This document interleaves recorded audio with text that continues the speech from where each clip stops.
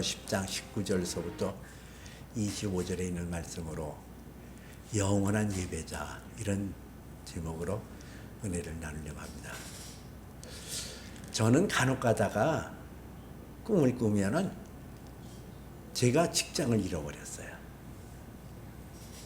그리고 여기저기 알아보는데 어디에서도 또 나를 오라는 데가 없고, 참 그래서 절망하고 낙담하고, 직장이 왜 나는 없나, 왜 나는 일할 데가 없나.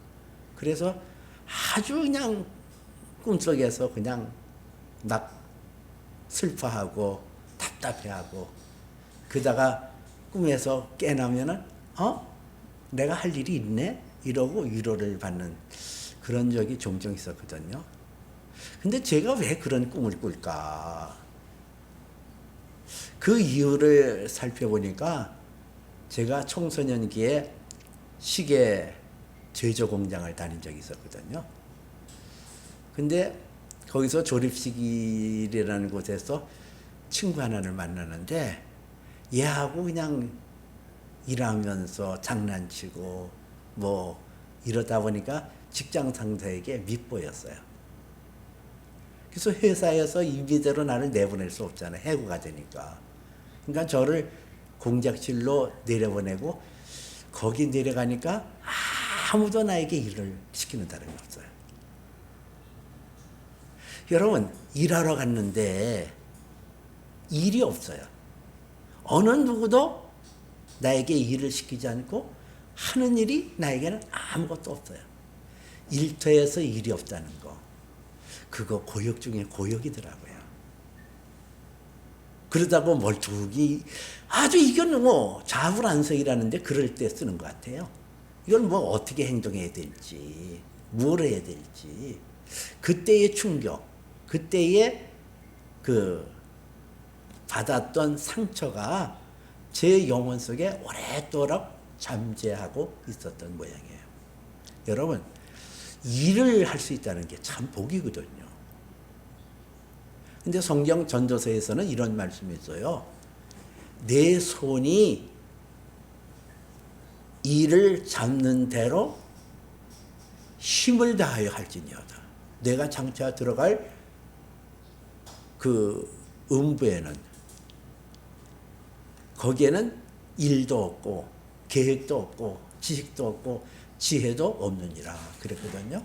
전도서에서는 그 음부라고 그러지 않고 스올이라고 그래요. 스올. 이 스올이라는 것이 죽은 사람들이 가는 거처, 그 지옥을 말하거든요. 근데 거기는 일도 없고 계획도 없고 지식도 없고 지혜도 없대요.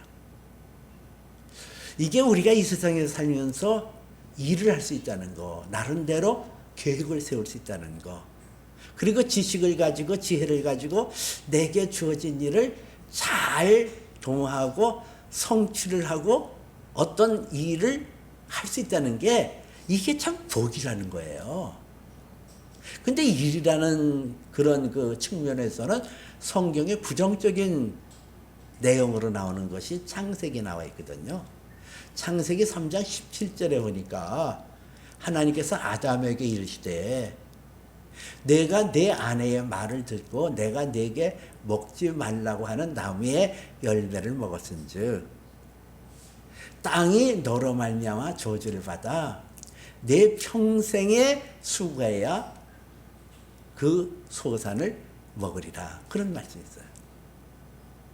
하나님 앞에 죄를 짓고 난 다음에 하나님의 뜻에서 벗어난 이후에 아담과 하와가 이 땅에서 하는 일들이 참 힘겨운 일이라는 거야.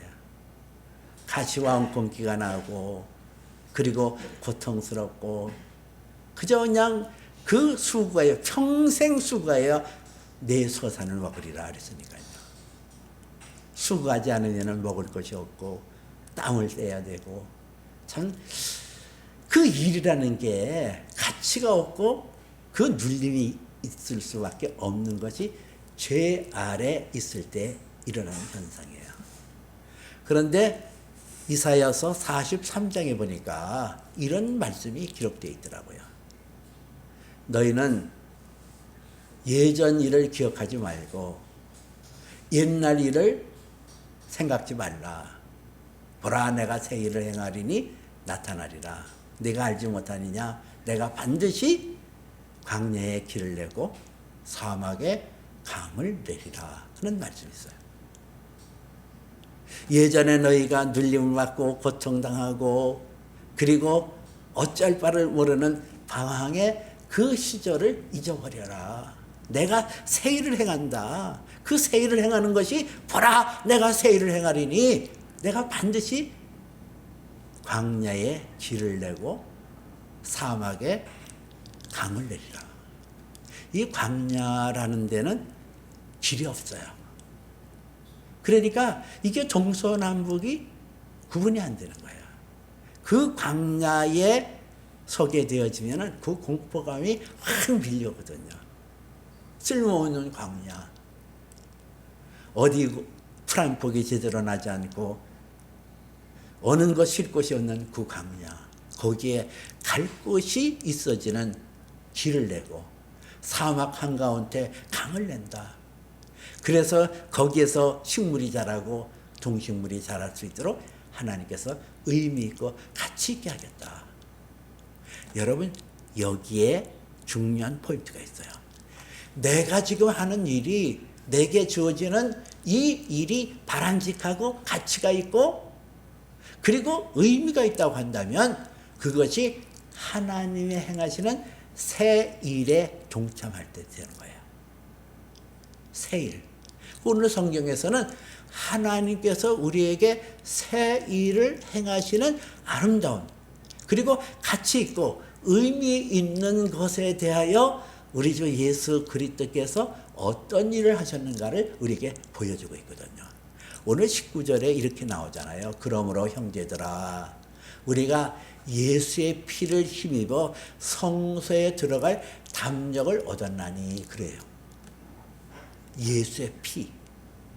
예수의 피를 힘입어 성소에 들어갈 담력을 얻었다. 용기를 가졌다. 그리로 들어갈 수 있는 힘을 얻었다. 이 뜻이거든요. 근데 오늘 여기 성경 개역 개정에서는 성소라고 했는데요. 쉬운 말 성경에서는 하나님이 계신 지성소라 그랬고, 영어 성경에 보니까 The most holy place, 가장 거룩한 하나님의 임재가 있는 그 지성소. 하나님의 성막에는 지성소와 성소로 나눠지는데 그 성소에 들어갈 담력을 얻었다. 그렇게 얘기를 하고 있어요. 이 지성소와 성소를 가로막고 있는 휘장이 있는데 예수님 당시에는 그 휘장이 헤롯 성전에 들여져 있었어요. 로마의 황제 헤롯이 유대인들을 잘 보듬기 위해서 성전을 지었는데 그 헤롯 성전에 있었던 휘장의 크기는 높이가 20m 그리고 폭이 10m. 높이가 60규빗이니까 30m. 그리고 폭이 10m. 그러니까 어마어마한 거죠. 유대인의 역사학자 요세푸스라는 사람은 이 휘장의 두께가 손바닥 두께, 그러니까 5cm서부터 10cm까지 이렇게 두터운 것으로 되어졌다 그랬어요. 그리고 이것을 양쪽에 두 마리의 말이 끌어도 이 휘장이 찢어지지 않을 정도로 견고하고 아주 질긴 재질로 만들어졌다 그래요.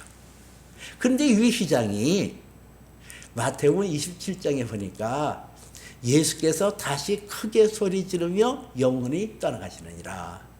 이에 성소의 휘장이 위로부터 아래로 찢어져 둘이 되고, 이런 말씀이거든요. 예수님이 십자가에 못 박혀 죽으셔서 당신의 피를 흘리시고 당신이 옆구리에 창을 받으시고 두 양손과 양발에 대못에 찔려서 온몸이 찢겨져 나갈 때에 그때의 성소의 휘장이 위로부터 아래로 찢어져 둘이 되어졌다. 이렇게 얘기를 해요. 그리고 20절에서는 그 휘장이 곧 예수 그리스도의 육체를 가리킨다 그랬거든요. 예수님이 당신의 몸을 드렸더니 그 성소와 지성소를 가로막아 있던 그 휘장이 찢어져서 이제는 그러므로 우리가 예수의 피를 힘입어 그 성소에 들어갈 담력을 얻었다 그랬거든요. 저와 여러분들이 이제는 예수의 피로 구원받아서 예수의 피로 말미암아 하나님의 지극히 거룩한 그 처소, 하나님의 임재가 있는 그 지성소 안으로 들어갈 수 있는 하나님의 자녀가 되어졌다는 거예요. 하나님의 예배자가 되었다는 거예요. 근데 이 지성소에는 다른 사람이 들어가지 못해요. 오직 아론의 혈통을 받아 대제사장의 직분에 이른 사람만이 이 지성소 안으로 들어갈 수 있어요. 근데 그 대제사장은 반드시 아론의 혈통을 받아야 되거든요. 그렇지만은 그들은 그 연한이 있어요. 영원하지가 못해요. 수명이 있어요. 구약 성경에 나타나는 대제사장의 수는 보통 15명에서 20명에 이른다 그래요. 왜? 수명이 있으니까. 그런데 우리는 예수 그리스도의 거룩한 피로 죄사함받고 그분의 능력과 그분의 권세로 우리는 베드로전서에 나와 있는 대로 택하신 족속이요 왕같은 제사장으로 우리가 부르심을 받았다는 거예요. 우리는 이 세상뿐만 아니라 영원한 하나님 나라에 이르기까지 예배자로 하나님의 거룩함에 동참하는 예배자로 부르심을 받았다는 거예요.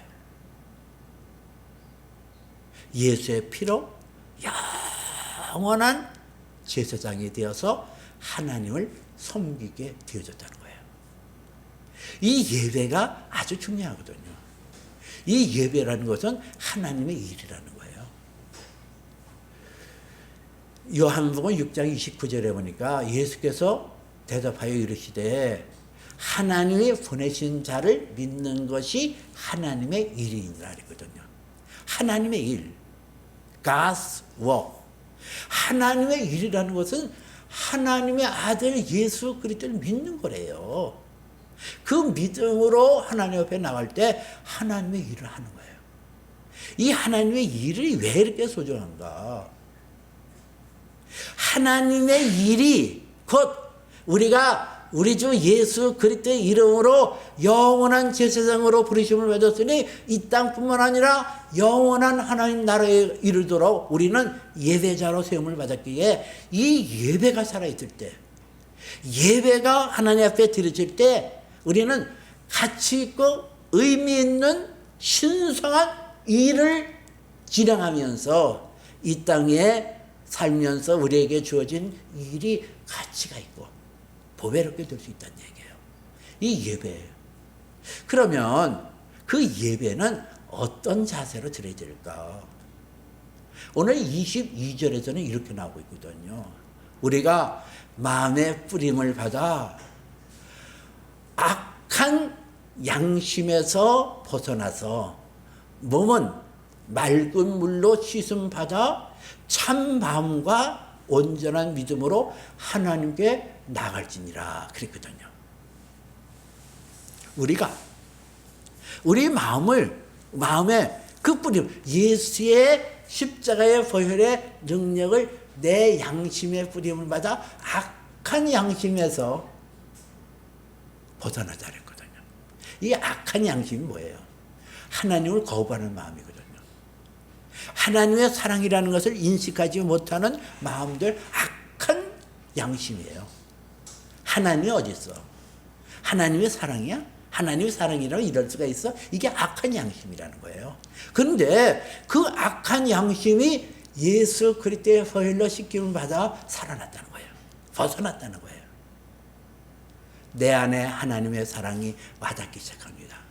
하나님의 사랑은 unchangeable, 변함이 없어요.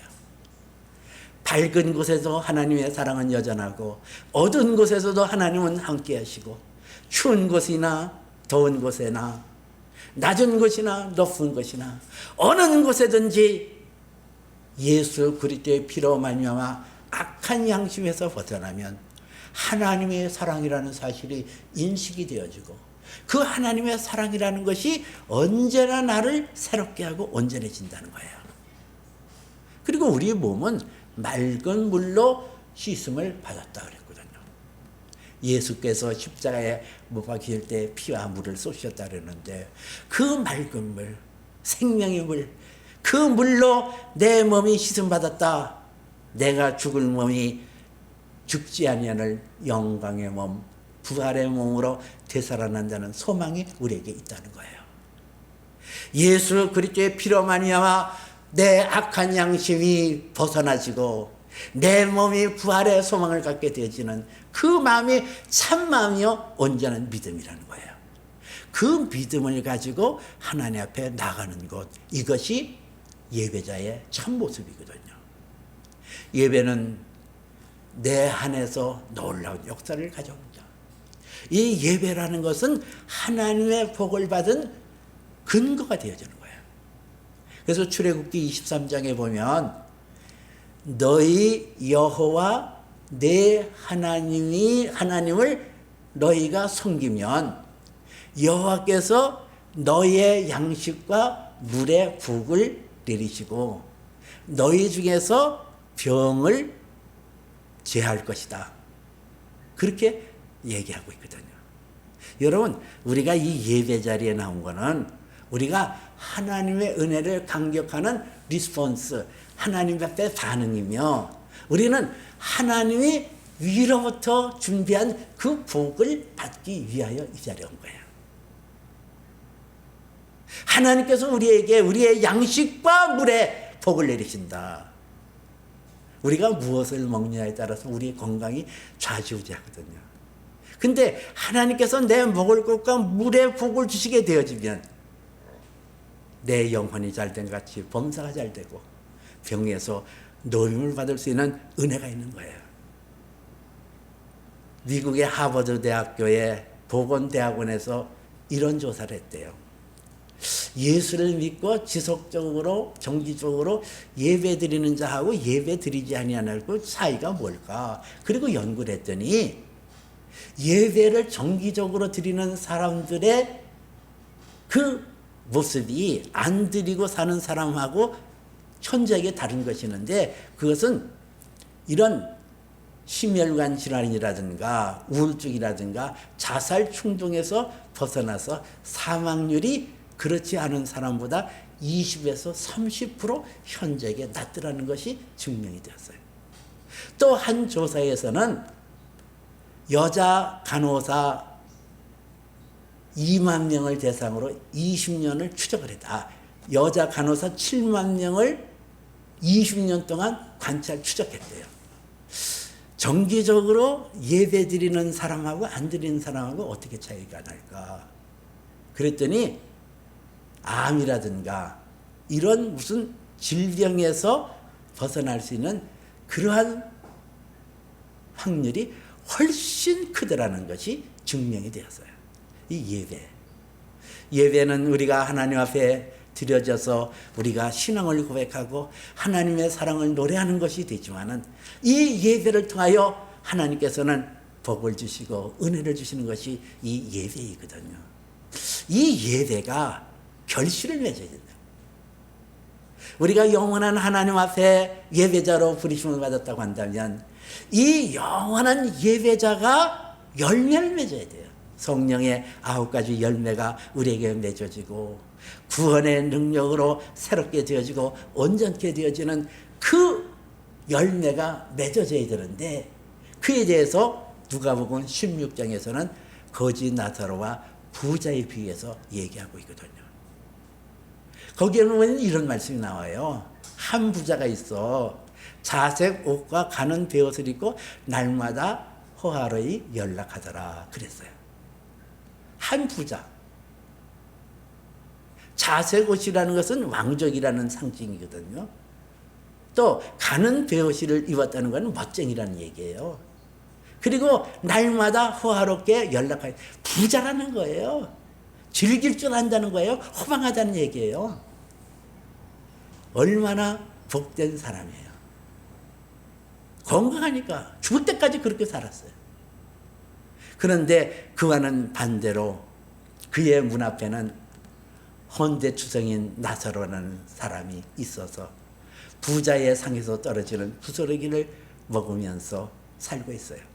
극과 극이에요.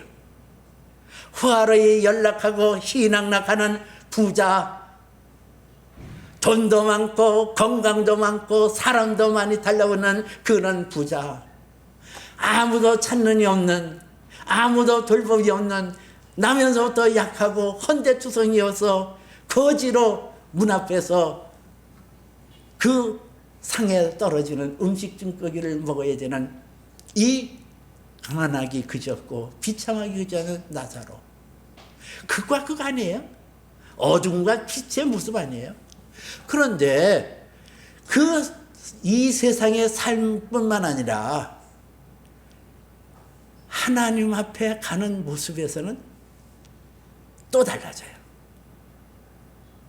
이 부자는 지옥에 떨어져서 얼마나 고통스러우면은 하늘에 있는 아브라함을 통해서 아브라함이여, 아버지 아브라함이여, 저 나사로를 시켜서 손가락 끝에 물 한 방울 미셔서 내 혀를 서늘하게 없어서. 이게 얼마나 끔찍한 거예요.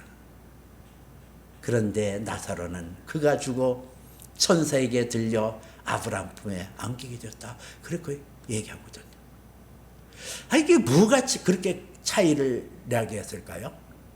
이 부자와 나사로가 도대체가 무엇이 그들로 하여금 하나는 지옥으로 하나는 하나님의 영광스러운 그 나라로 들림을 받게 되어졌던 그 이유는 뭘까요? 하나예요. 받은 바 은혜를 흘려보내지 않았다는 거예요. 부자는 자기의 가진 바를 나누지 않았어요. 누구에게 흘려보내지 않았어요. 내 재주대로, 내 능력대로,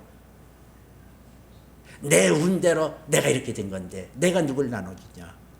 자기에게 콘센트레이션, 자기에게 집중하고 사는 사람. 그러나 이 나사로는 하나가 있어요. 하나님의 궁의를 그는 흘려보냈다는 거예요. 그게 어디에 나오냐. 심지어 걔가 와서 그 헌대를 할더라 그랬거든요. 자, 부자의 상에서 그 당시 그 떨어지는 부스러기라는 것은 손님들이 오면은 씻을 물이 귀하였기 때문에 빵이라든가 이런 것을 가지고 이렇게 손을 이렇게 닦고 음식을 먹도록 돼 있어요. 그 당시에 어떤 포크라든가 이런 걸 가지고 먹는 게 아니고 주로 이제 손을 가지고 먹으니까요. 근데 그렇게 해서 버려졌던 것들을 이 나사로가 먹었다는 거예요. 근데 이 나사로가 들깨들이 왔을 때 들깨를 보면서 자기의 모습을 봤어요. 아유, 너희들 왜 배고프구나. 얼마나 힘드냐. 그래서 그 들깨들이 오면은 쓰다듬어주고 자기의 그 음식 중에서 부스러기를 개들에게 흘려보냈거든요. 궁의를 흘려보낸 거예요. 자기에게 있는 궁의를 자기에게 임하는 작은 것이라도 나누고 흘려보냈어요. 개들이 심지어서 그 헌대를 하더라. 개들도 그냥 하는 게 아니에요. 자기를 이뻐해주고 먹을 것을 주니까 그 개들이 핥은 거거든요. 여러분, 여기에 있어요. 내가 하나님 앞에 예배자로 하나님의 복을 받았어요.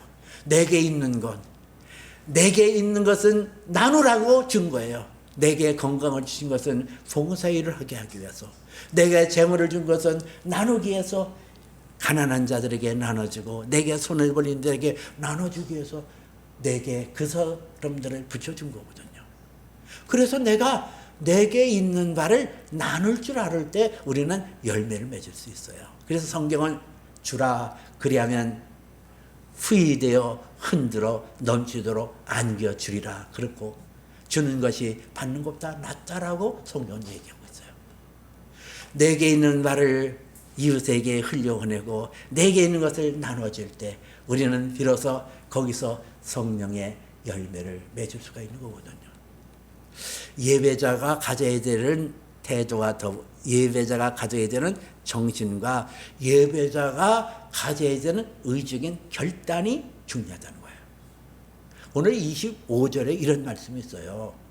모이기를 폐하는 어떤 사람들의 습관과 같이 따르지 말고 더욱 권하여 그날이 가까움을 볼수록 더욱 그리하자 그랬거든요. 모이기를 폐하는 어떤 사람들의 습관과 같이 하지 말고 더욱 권하여 이렇게 나와요. 모이기를 피하는 자. 그 당시에는 예수 믿는데 많이 이렇게 핍박을 당했거든요. 예수 믿으면 잃는 게 많았거든요. 그러니까 뭐 그렇게 모여서 예배 드릴 필요 뭐 있냐. 내 중심에 하나님이 있으면 됐지. 내가 하나님을 섬기면 됐지. 이거 아니라는 거예요. 이 코로나 시대를 지나면서 우리들 마음속에 그런 게 많거든요. 뭐 꼭 교회 가야 되냐. 나는 마음으로 하나님 믿어. 나는 TV 보면서 하나님 말씀 듣고 예배하거든. 나는 설교 드리면서 예배 드리거든. 아니에요. 그런 사람들을 가리켜 어떤 사람들이라 성경은 그렇게 얘기하는 거예요. 모이기를 폐하는 습관을 갖는 사람들. 그렇지 않아요. 하나님 앞에 나오는 그 열심이 필요합니다. 하나님 앞에 나와서 내 몸을 드리고 내 생각을 드리는 이게 중요하다는 거예요. 모이기를 폐하는 어떤 사람들의 습관과 같이 따르지 말고 더욱 서로 권하고 그날이 가까운 볼수록 더욱 그리하자. 그날이 가까울수록 예수님께서 오실 때가 가까웠어요. 기상이변이 일어나고 있어요. 폭염이 우리를 강타하고 그리고 홍수가 져서 사방에 물난리가 나고 나라와 나라가 반쪽으로 나눠지고 민족과 민족을 대적하고 나라끼리 전쟁했어요. 같은 나라 우리나라 안에도 민족과 민족끼리 같은 민족끼리 좌파다 우파다 이러면서 싸움박질하는 이런 세대가 주님이 오실 때가 가까이 왔거든요. 이럴 때일수록 우리가 더욱 모이기를 힘쓰고 하나님 앞에 예배자로 나가는 자세가 절대로 필요해요. 성경에 누가복음 14장에 보면 이런 말이 나와요. 어떤 왕이 잔치를 베풀고 그 잔치에 많은 사람을 초청했어요. 그때는 그 초청에 대하여 응하지 않은 사람들이 나와요. 한 사람은 내가 밭을 샀으니 그 밭을 돌봐야 되기 때문에 가지 못하겠다고. 나는 소 5개를 샀으니 시험을 하러 나가야 되니 그를 갈 수 없다고. 또 한 사람은 나는 장가 들었으니 그 잔치에 갈 수 없다. 여기에서 밭이라는 것이 나오고 소라는 것이 나오고 장가 갔다는 얘기가 나와요. 이것을 하나로 엮어보자면 밭을 샀어요. 밭을 사고 열심히 일을 했어요. 소출이 많아졌어요. 풍부해졌어요. 그래서 또 밭을 사고 밭을 사다 보니까 소를 통하여 경작하기가 버거워졌거든요. 그러니까 소 5결이 이 결이라는 것은 소의 멍에를 메어서 짝을 가지고 이렇게 쟁기를 가는 그런 걸 말하고 있거든요. 소 5개는 10마리 소예요. 그러니까 이 사람이 땅이 넓어졌다는 거예요. 그 땅을 경작할 수 있는 그런 소의 수요가 늘어나고 있다는 거예요. 풍부해졌다는 얘기예요. 그리고 이제 장가를 갔어요. 그럼 아주 열심히 성실하게 일을 하는 사람이 밭도 많아지고 소도 많아지고 부자가 됐으니 얼마나 좋은 신부감을 얻었겠어요. 자기가 원하는 대로 세련되고 예쁘고 현숙한 여인을 얻었을 거예요. 부족함이 없어요. 부자예요. 가진 게 많아요. 이것도 있고 저것도 있어요. 나는 부자예요. 그런데 왕이 초청을 했는데 그 왕의 초청한 자리에 갈 이유도 없고 가고 싶지도 않고. 왜? 내가 누리는 게 많으니까. 내가 갖고 있는 게 많으니까. 이것이 오늘 현대인들에게 수도 없이 만연된 전염병과 같은 거예요. 좋아요, 세상에. 고리타분하게 교회 가서 예배 드리고 그거 필요 없어요. 내가 즐기는 게 많아요. 레저도 많아요. 놀러 다닐 때도 많아요. 뭐 꼭 교회 가서 예배 드려야 될까? 그러나 여러분 기억하세요. 그러나 여러분 기억하세요. 여러분 깨어 일어나야 됩니다. 예배 없는 나의 레저, 나의 즐거움, 나의 일터 아무 의미가 없어졌어요. 미닝레스, 의미가 없어요. 가치가 없어요. 워스레스. 내가 힘써 노력하고 힘써 수확하고 힘써 가졌지만은 하나님을 섬기고 하나님을 소망 중에 예배드리는 자의 자리에 있지 아니하는 그 인생에 거둔 것들은 다 쭉정이 같은 것이요. 다 헛된 것이다. 해 아래서 새 것이 없다. 헛된 것이다. 성경은 그렇게 말하고 있어요. 하나님의 일인 예배, 새 일을 행하시는 하나님께서 우리에게 예배라는 놀라운 축복을 베풀어 줬어요. 이 예배는 현재 것만 아니라 우리가 이 땅에서 뿐만 아니라 영원한 나라에 가서도 우리는 하나님 앞에 예배자로 세움을 받게 되어질 거예요. 그 예배가 있어야 나의 하는 일이 복되어지고 가치가 있고 아름답게 나갈 수가 있어요. 우리가 장차 들어가는 그 하나님 나라에서는 창조적인 일이 나타날 거예요. 크리에이티브 워크라는 놀라운 일들이 나타날 거예요. 수만만의 별들이 새하늘과 새 땅으로 펼쳐지면서 우리에게 주어지는 놀라운 특권은 이루 말할 수 없어요. 그 창조적인 일을 도모하는 데 있어서 우선 해야 되는 것은 프라이어티 퍼스트는 하나님을 섬기는 거예요. 하나님을 예배하는 겁니다. 하나님을 예배하는 예배자가 창조의 사역에 감당할 수 있고 하나님의 놀라운 은혜의 자리에 들어갈 수 있어요. 여러분, 오늘 이 땅에서 저와 여러분은 영원한 예배자로 세움받았거든요. 영원한 예배자로 세움받기 때문에 이 예배가 소중한 거예요. 이 예배가 살아있을 때 우리의 일은 가치가 있고 그 일이 나에게 행복을 가져주고 그 일의 결실이 내게 복을 가져주는 거예요.